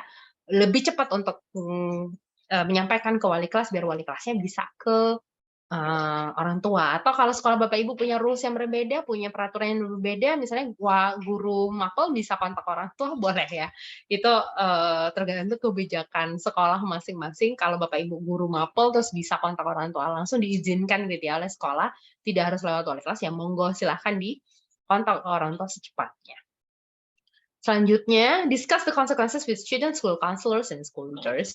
Jadi ini kalau memang konsekuensinya bisa didiskusikan dengan anak, sudah disetujui gitu ya. School counselor, konselor sekolah, guru BK itu boleh terlibat. Terus kepala sekolah, wakil kepala sekolah, guru senior itu bisa terlibat terkait diskusi konsekuensi yang bisa disampaikan ke anak gitu ya. Have a discussion with parents if needed. Jadi kalau perlu, tidak hanya mengkonfirmasi ke orang tua, tetapi juga boleh berdiskusi. Kira-kira nanti di rumah, orang tua bisa support apa ya? Biar misbehavior ini bisa stop. Tidak lagi terulang, dan sebagainya. Monitor that the consequences are implemented. Jadi kalau sudah ada konsekuensi yang kita berikan kepada anak, sudah kita setujui, kita sepakati sama-sama, kita monitor. Nah, ini juga bisa kok minta bantuan ke orang tua sebetulnya. Nah, ini sebagai guru BK nih ya, kalau ada yang jadi guru BK atau jadi konselor sekolah, psikolog sekolah, gitu. Assist homeroom teacher through auto reflection process itu boleh. Jadi kan tadi sudah ketemu sama guru mapel, kasusnya gitu ya. Terus guru mapel report menginformasikan ke wali kelas. Terus wali kelas boleh ajak guru BK-nya langsung. Jadi tidak, kalau saya dulu tuh seringnya kalau ada masalah udah dilempar ke guru BK gitu ya. Tetapi fungsi dari wali kelas itu penting sekali terkait pengasuhan. Karena yang paling lekat ya kalau di sekolah saya Bapak Ibu yang paling lekat itu juga homeroom teacher-nya cukup ini ya, cukup dekat sama anak-anak. Cukup tahu behavior-nya, perilakunya. Nah, school counselor ini bisa jadi juga mengamati gitu. Mengamati dan juga membantu proses diskusi. Selain mengamati si perilaku anak. Ini cara-cara yang sudah diimplementasikan di tempat saya, di sekolah saya, seperti ini. Nah, tadi kalau Bapak Ibu kita kembali sebelumnya, kalau yang tanya gimana sih refleksinya, cara kita diskusi sama anak-anak itu gimana sih? Kita bisa aplikasikan segitiga restitusi. Kalau ada masalah, segitiga restitusi ini biasanya kita bicarakan dengan pelaku. Atau students with the misbehavior tadi. Murid dengan concern tadi, murid dengan masalah tadi gitu ya, kita obrolin dulu. Nah, ada 3. Yang pertama nih, selangkahnya tuh menstabilkan identitas. Yang pertama ya. Yang kedua, validasi tindakan yang salah. Yang ketiga, menyatakan keyakinan. Ada 3 ya stepnya ya Bapak Ibu. Boleh diingat-ingat, boleh di screen capture gitu ya. Yang pertama kita stabilkan dulu identitas anak, yang kedua kita validasi tindakan yang salah, yang ketiga kita menyatakan keyakinannya, atau kita tanyakan juga boleh keyakinannya, gitu ya. Nah, ini kalimat-kalimat yang ibu bapak sebagai guru atau orang tua bisa lakukan ke anak kalau anaknya melakukan misbehavior, tidak melanggar peraturan atau melanggar kesepakatan. Misalnya udah sepakat nih jam 9 harus pulang nih sama-sama remaja-remaja gitu ya. Atau sepakat maghrib udah harus di rumah sebelum maghrib. Harus sholat maghrib di rumah dan sebagainya. Itu kesepakatan di rumah gitu ya. Nah, caranya gimana sih? Yang pertama menstabilkan identitas. Kalimat yang bisa dilakukan adalah kamu bukan satu-satunya melakukan kesalahan kok. Biasanya gini, biasanya tuh pakai contoh kita. Mama dulu juga pernah gitu ya, atau ibu dulu juga pernah kok melakukan kesalahan.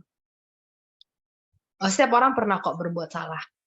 Jadi bukannya kita langsung menunjuk bahwa dia salah, tetapi menstabilkan identitas ini berguna untuk si anak tidak terlukai sebetulnya, atau tidak merasa terlalu bersalah.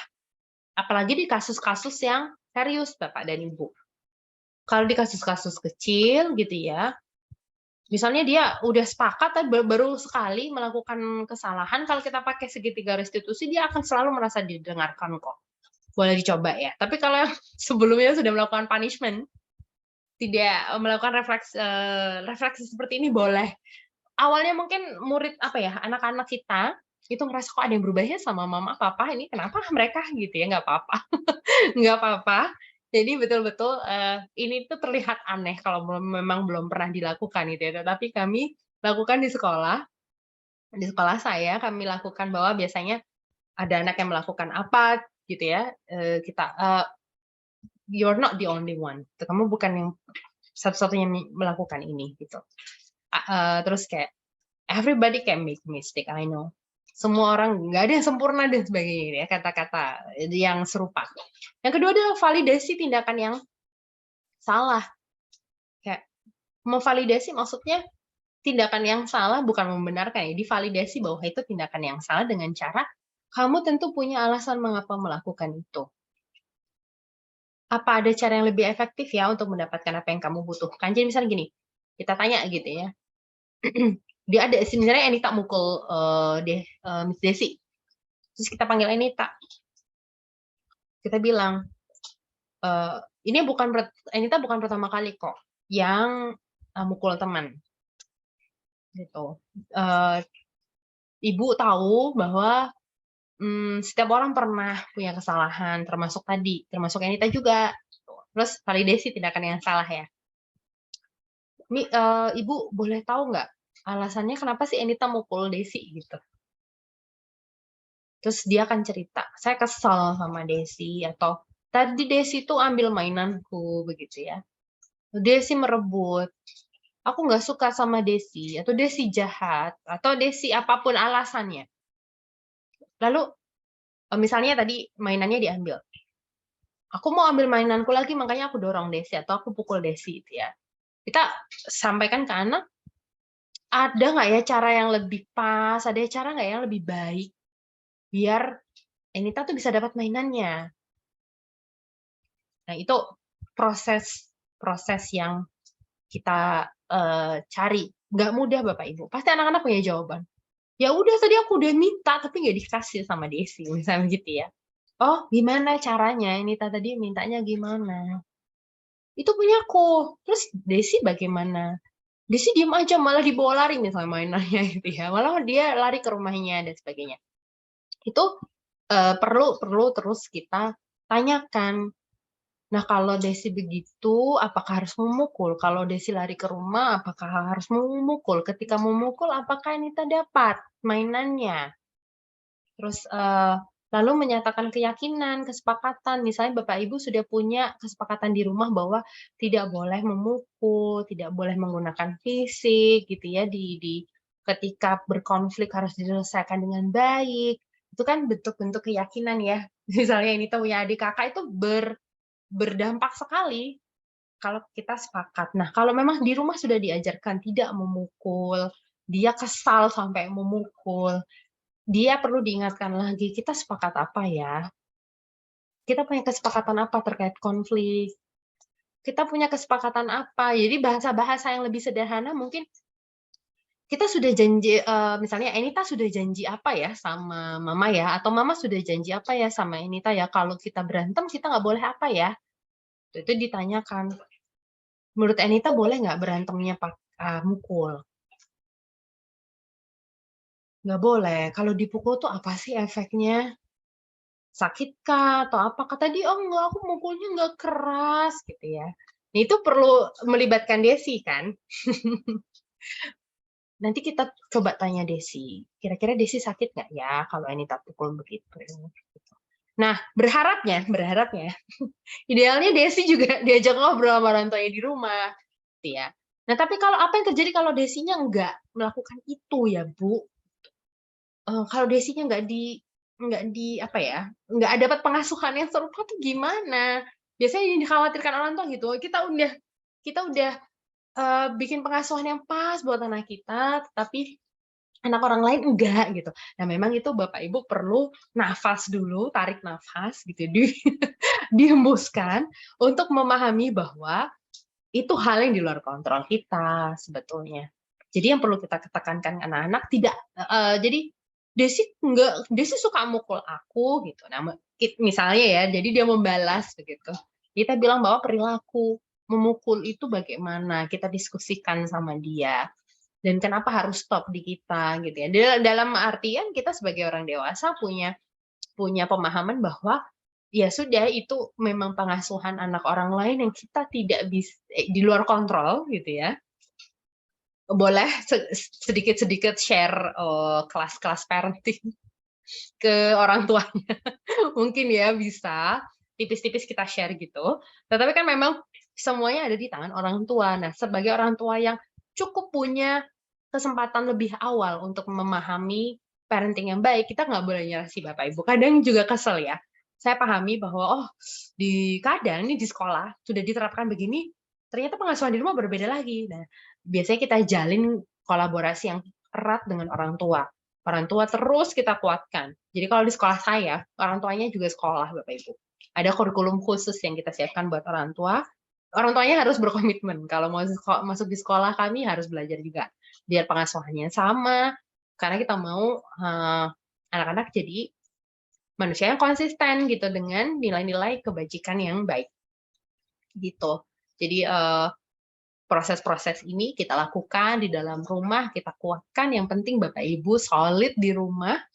Nanti di luar semoga anak-anak semakin dewasa semakin mengerti bahwa ini tuh nilai-nilai yang baik. Walaupun di luar sana perilaku-perilaku anak-anak itu mungkin sekali, 2 kali, 3 kali kalau udah keluar main sama temannya bawa behavior yang lain, bawa kata-kata ajaib ke rumah gitu ya. Tetapi itu harus selalu diskusikan, atau ketika itu memang bad behavior atau misbehavior atau itu perilaku yang kurang baik, kita diskusikan selalu. Itu akan membuat ya efeknya anak-anak akan memahami dan dia punya internal call atau internal control bahwa dimanapun kita maunya ketika mereka kuliah gitu ya, anak-anak kuliah, murid-murid kita sudah besar, di kota manapun, di negara manapun, dia punya nilai-nilai kebajikan yang sudah diterapkan, nilai-nilai yang diterapkan oleh orang tua yang positif. Begitu. Ini terkait punishment and consequences ya. Dan caranya segitiga restitusi itu seperti apa. Sekarang ada sesi tanya jawab nih, Miss Desi. Boleh ya Bapak Ibu di kolom chat, di kolom komentar, atau unmute, boleh raise hand, nanti kita urutkan. Ada yang mau ditanyakan nggak sih dari sesi kali ini? Kita sudah hampir di penghujung ya. Silahkan. Ini ada. Terima kasih Miss Bu Enita. Sekarang kita teman-teman masuk sesi Q&A ya. Ya. Ini udah ada yang raise hand Bu Enita. Oke. Silakan Bu Dwi Rahyaningsih mau Oke, nah. Silakan. Oke. Nggak perlu on cam ya? Tidak apa-apa Ibu, tidak perlu. Ya, selamat malam Miss. Selamat malam Ibu. Terima kasih atas ilmunya hari ini. Ini saya mau tanya, ternyata ya setelah kita mendengarkan begitu panjang dan lebar kali tinggi, ternyata kita banyak sekali melakukan kesalahan. Ini, jadi terkadang itu kita di era sekarang itu memang, saya kebetulan orang tua, saya juga bukan pendidik, jadi saya cuma orang tua biasa. Itu mengalami kayak kebingungan ya dalam mendidik anak-anak sekarang yang di era yang sekarang ini kan luar biasa ya, pengaruh dari luar dan segala macam gitu. Jadi seringkali kita melakukan kesalahan-kesalahan yang di luar kesadaran kita juga. Misalkan kayak saya sadari ya, kayak seringkali filter itu ya. Jadi saat anak melakukan kesalahan, kita melakukan itu. Jadi kita mengambil kayak sisi kelemahan anak gitu loh. Jadi membuat mereka kayak menyesal melakukan kesalahan gitu. Tapi ujung-ujungnya juga tetap sih terulang juga gitu. Jadi seringkali orang tua itu mengambil sikap praktis untuk menghentikan kesalahan anak saat itu. Dan betul sekali itu sama sekali tidak berefek panjang ya. Artinya cuman ya menghentikan saat itu saja. Nah, yang ingin saya tanyakan, nah bagaimana kita yang sudah terlanjur menggunakan metode-metode yang salah, kesalahan-kesalahan anak kita gitu, dan juga tentunya kesalahan kita, karena ternyata perilaku-perilaku anak yang kurang bagus itu ternyata juga bukan pure kesalahan mereka, itu lebih banyak dari kesalahan kita. Ya pola didik yang salah, atau saya pernah kalau ikut parenting itu ada istilah ini hutang pengasuhan ya. Jadi intinya apa yang harus kita lakukan untuk menebus hutang itu gitu ya, mengembalikan anak ke fitrah mereka, mengembalikan anak ke kondisi yang memang seharusnya sesuai dengan usia dan sesuai dengan nilai-nilai yang kebajikan itu tadi.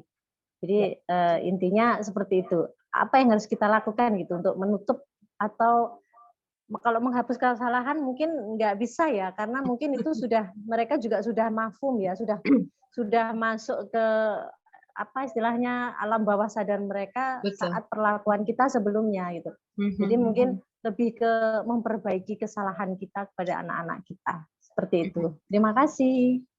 Sama-sama Ibu Dwi. Saya coba jawab dulu ya. Silakan Ibu. Oke, terima kasih. Jawab atau gimana? Oh iya, saya langsung jawab aja Miss Desi ya. Nanti pertanyaan selanjutnya bisa ditanyakan. Oke, Ibu Dwi, ini pertanyaan yang sering dilontarkan orang tua begitu ya. Parents, orang tua di sekolah, teman-teman gitu. Biasanya kalau sudah terlanjur tuh seperti apa caranya? Memulainya bagaimana? Yang saya dapat nih ya dari bincang-bincang dengan psikolog sekolah, lalu psikolog yang bekerja sama dengan sekolah kami, itu biasanya yang pertama adalah memang kita lihat dulu posisi orang tua. Maksudnya orang tua ini melakukan kesalahan-kesalahan itu ya, atau hutang pengasuhan itu dari mana asalnya. Misalnya kita harus bedakan, biasanya itu harus dicatat begitu ya. Ibu Dwi atau Bapak Ibu yang lain juga punya pengalaman serupa, kita catat apakah itu memang pure ketidaktahuan kita, maka dari itu kita melakukannya, atau yang kedua memang itu adalah pola pengasuhan yang diturunkan, yang kita anggap benar. Jadi kita tahu, jadi kita bisa bedakan mana yang betul-betul kita tidak tahu, berarti kita kira itu baik gitu ya, kita kira itu baik. Yang kedua memang yang kita sebenarnya tahu bahwa itu salah, tapi kita lakukan. Karena kita merasa ada, mungkin sering dengar gitu ya, inner child gitu ya, ada atau luka batin masa lampau yang kita simpan terkait pengasuhan juga dari orang tua terdahulu. Kalau sudah kita kenali dua ini, itu mudah, lebih ke satu, kalau kita ternyata memang tidak tahu, terus kita tahu, akhirnya kita oke, berarti ini salah begitu ya. Jadi kita stop, kita nggak akan melakukan. Yang kedua, kalau memang ini berkaitan sama luka masa lalu, pola pengasuhan yang salah, terus kita tahu sebetulnya itu tidak baik, tapi kita lakukan, itu berkaitan sama self heal. Jadi memang ada healing gitu ya, bukan jalan-jalan. Kalau sekarang disebutnya healing ke sana ke sini itu jalan-jalan, tapi memang penyembuhan diri sendiri terkait pola pengasuhan yang lama itu perlu dilakukan secara terpisah sebetulnya. Berkesinambungannya ada di mana? Yang pertama biasanya kalau memang tidak tahu gitu ya, kita mengakui ke anak, apalagi kalau anaknya sudah besar, komunikasinya harusnya lebih baik. Misalnya begini, sudah jelas kita pernah gitu ya melakukan kesalahan, mau tidak mau ya memang minta maaf. Bahwa misalnya ibu sebelumnya nggak ngerti Kak, kalau ini tuh salah. Atau bapak nggak tahu kalau ini tuh nggak boleh ternyata. Tapi bapak lakukan, tapi ibu lakukan. Karena ibu belum tahu dulu, ibu baru tahu sekarang. Misalnya anaknya sudah 15 tahun, sudah 10 tahun, sudah besar gitu ya. Perlu disampaikan. Karena kita tidak tahu titik penyembuhan dari anak sendiri gitu ya, terkait si hutang pengasuhan ini sampai di mana. Tetapi yang selalu direkomendasikan oleh konselor di sekolah adalah bagaimana orang tua menjalin komunikasi itu dengan lebih terbuka sebetulnya.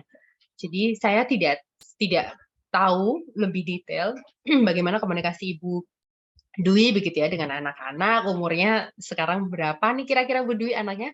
Boleh nggak kasih tahu ke kami umur anak-anak berapa sekarang? Anak yang pertama usianya sudah 17 tahun. 17 tahun. Terus yang kedua 17 dan yang kedua 10 tahun. 10 tahun. Oke, ini punya ini ya, menantang nih yang 17 sama yang 10. Iya. Jadi menantang ya, Bu ya.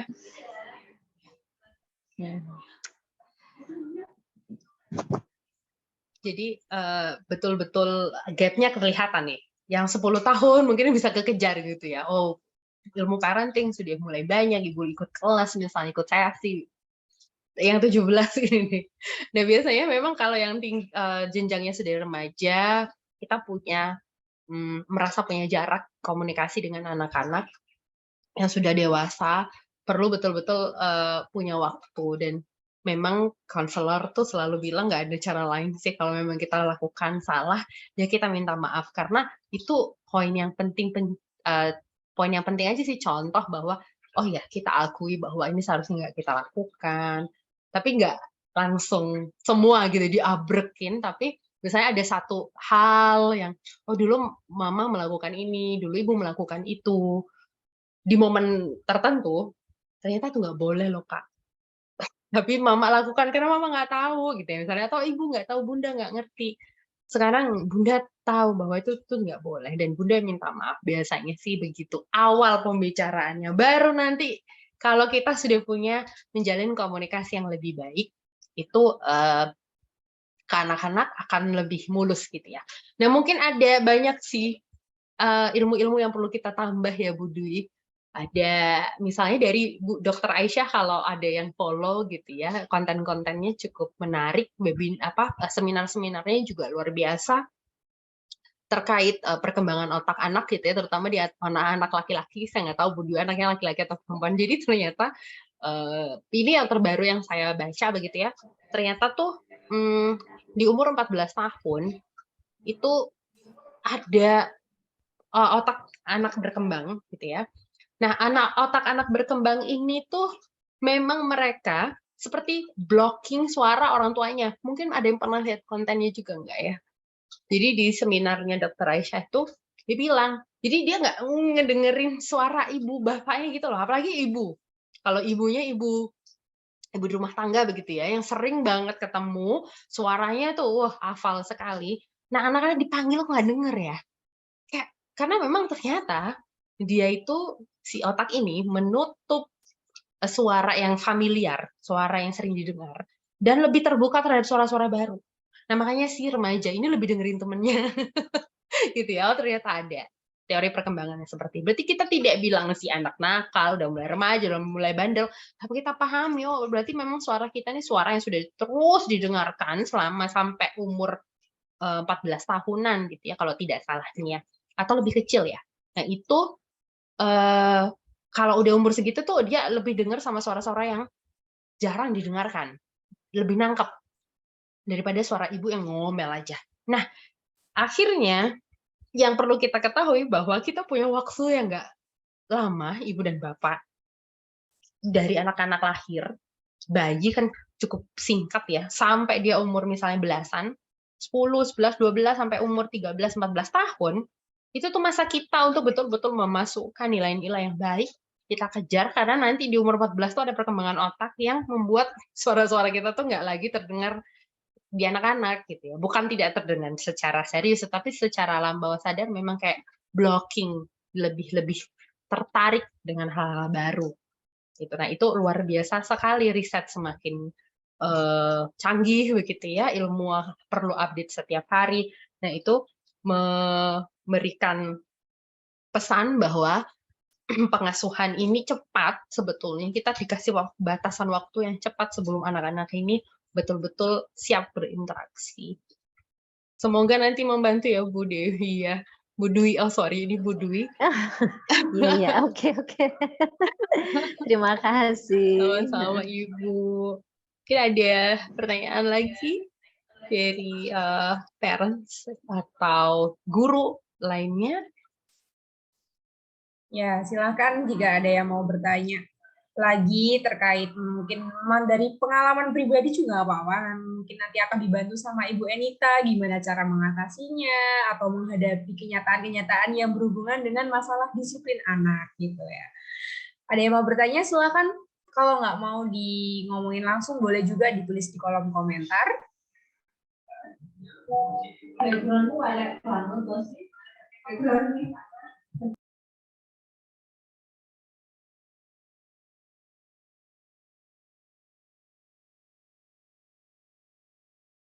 Boleh ya di chat kalau Ibu Bapak ada pertanyaan atau hal yang mau didiskusikan.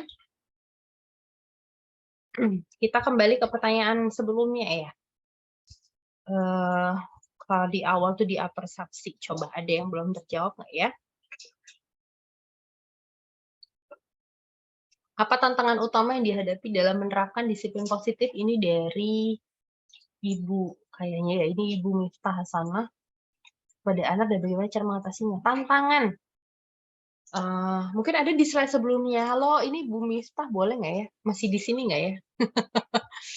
Halo Bu Miftah ada nggak?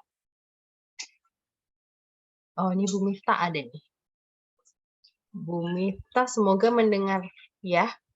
Jadi pertanyaannya Bu Miftah tuh, apa tantangan utama yang dihadapi dalam menerapkan disiplin positif pada anak? Tantangan utamanya tuh tentang konsistensi ya menurut saya Ibu. Kalau di kelas, juga di rumah sebetulnya. Tantangan utama itu konsistensi dari orang dewasanya. Seberapa kuat sih kita punya keyakinan bahwa ini akan berhasil? Gitu. Karena lama. Jadi tadi disampaikan Bu Dwi begitu ya, kalau ini lebih cepat nih gitu. Kalau kita pakai reward and punishment cepat, tapi saat itu saja itu betul sekali. Nah, tantangannya adalah konsistensi kita. Kita yang dewasa ini berkomitmen nggak ya? Kita punya komitmen yang kuat nggak ya untuk menerapkan ini? Gitu. Karena kalau kita bilang gentle parenting gitu ya, mungkin Bapak Ibu sering dengar ya, gentle parenting gitu. Sering salah sama permissive parenting. Kalau gentle parenting, kita punya kesepakatan, kita terapkan disiplin positif, itu gentle bahwa melakukan sesuatu ada konsekuensinya. Tapi kalau permissive parenting beda lagi. Ya misalnya ibunya sampai dipukul lah, apalah, terus dibiarkan, atau anaknya melakukan sesuatu terus dibiarkan dengan embel-embelnya, namanya juga anak-anak, nggak apa-apa, itu permissive parenting. Nah, itu yang sering kali perlu kita pahami, kita harus konsisten untuk menerapkan itu. Kayaknya itu sih Ibu Miftah ya yang paling menantang dari disiplin positif ini. Karena kalau ada 1, 2 orang yang sudah tidak konsisten, anak-anak akan mengalami kebingungan. Sebetulnya reaksi dari kebingungannya macam-macam. Biasanya kita diadu domba tuh kalau di sekolah ya. Misalnya, Miss ini boleh, tapi Bapak kok nggak boleh? Katanya Miss itu boleh gitu. Nah, itu hal-hal yang membuat kita membuat kita tuh kesulitan menerapkan secara konsisten karena tidak sepakat lagi. Ada 1, 2 orang yang menyerah gitu ya, setelah sekian lama kok belum kelihatan disiplin anak ini, kok nggak disiplin ya, yang kayak gitu-gitu sih. Itu tantangan terberat. Semoga menjawab ya Ibu ya.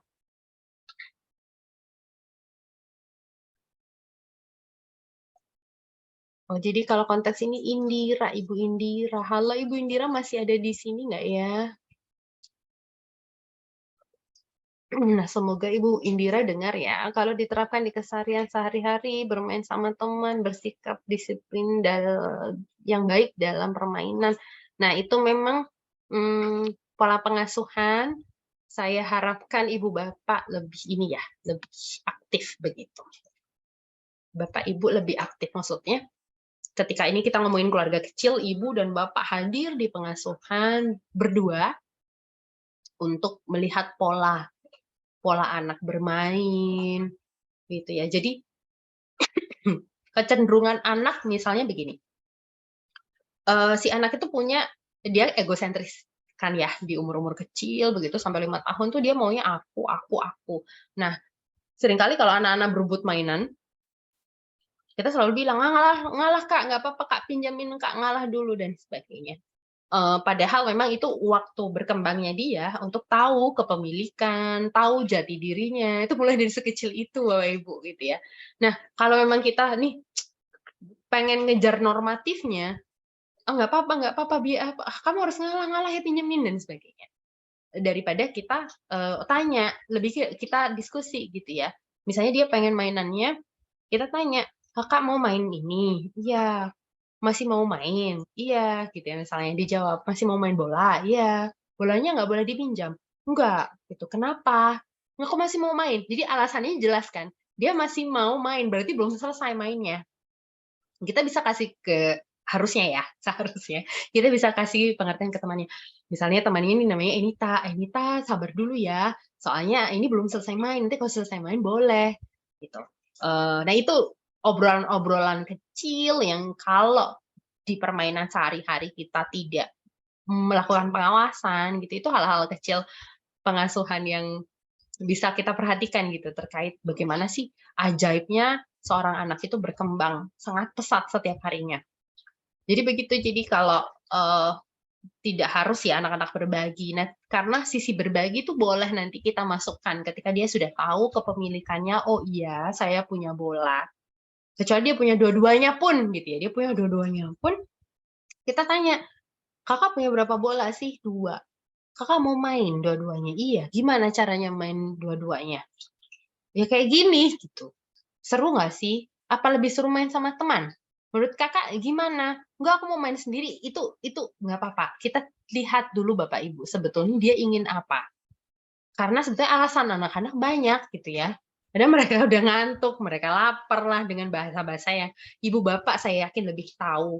Ini kayak kalau rewel, ini nih, ngantuk nih gitu ya. Kalau rewel, lapar nih gitu. Tapi bahasa dia mengekspresikan apa itukah tepat atau tidak begitu.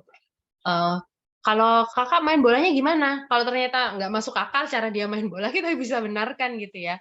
Seperti, oh main bolanya begitu, berarti cukup 1.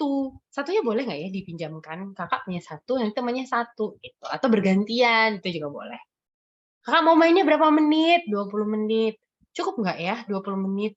Nanti mami alarm ya, atau mama alarm, bunda alarm ya, 20 menit. Nanti misalnya temannya mau coba main juga boleh ya, nanti bunda alarm juga 20 menit gitu. Itu bisa anak-anak belajar tepat waktu, terus dia juga berbagi gitu, tapi kita tidak langsung mengambil atau memaksa si anak-anak ini untuk berbagi begitu ya, karena dia masih belajar tentang kepemilikannya, bertahan terhadap apa yang dia punyai gitu. Itu penting sih Bapak dan Ibu. Semoga menjawab ya nanti ini dari Ibu siapa tadi, Indira. Gitu. Ada lagi kah Bapak Ibu? Sudah 17 menit. Waktu yang seharusnya jam 9 ya. Semoga membantu Bapak Ibu. Terima kasih banyak sebetulnya. Sambil nunggu-nunggu boleh Miss Desi ditanya-tanya lagi. Kalau nggak ada mungkin kita bisa akhiri, kayaknya udah pada ngantuk ya. Ya sudah mulai menjelang tengah malam. Betul. Mungkin sudah pada ngantuk karena terlalu malam mungkin. Terakhir saya tanya lagi, udah cukup ya sesi tanya jawabnya, udah lewat 15 menit juga. Gimana Bu Enita, kita tutup aja hari ini? Iya, mari Miss kita tutup ya. Nanti sampai ketemu di sesi kedua ya. Ya, saya ingatkan kembali ini bukan pertemuan terakhir kita, masih ada pertemuan di sesi berikutnya yaitu di hari Minggu. Jadi di weekend kita bakal ketemu lagi di platform yang sama. Stay tune di grup ya, karena infonya ada di grup. Dan kesimpulan dari hari ini adalah intinya disiplin positif itu adalah suatu pola pengasuhan yang tidak mengandalkan hukuman serta hadiah. Dan kunci dari itu semua adalah dengan cara segitiga restitusi. Itu perlu diimplementasi dalam kehidupan sehari-hari. Oke, sebelumnya kita ada sesi foto bersama. Silakan para audiens kalian jangan boleh ya, open kameranya, kita take a picture together. Nah, terima kasih Bu Dwi sudah mengaktifkan kameranya. Itu cantik sekali. Silahkan dibuka kameranya, kita foto bersama.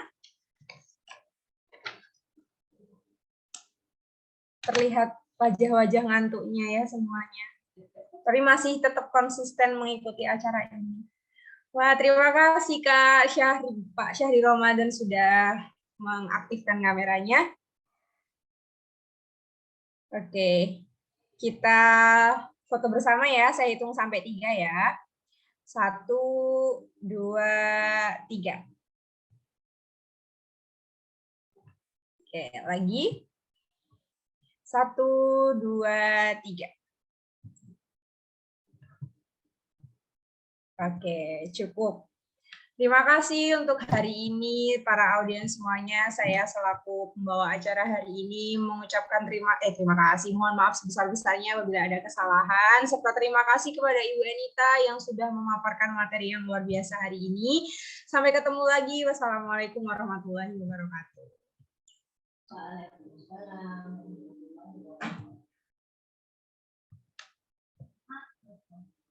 Waalaikumsalam.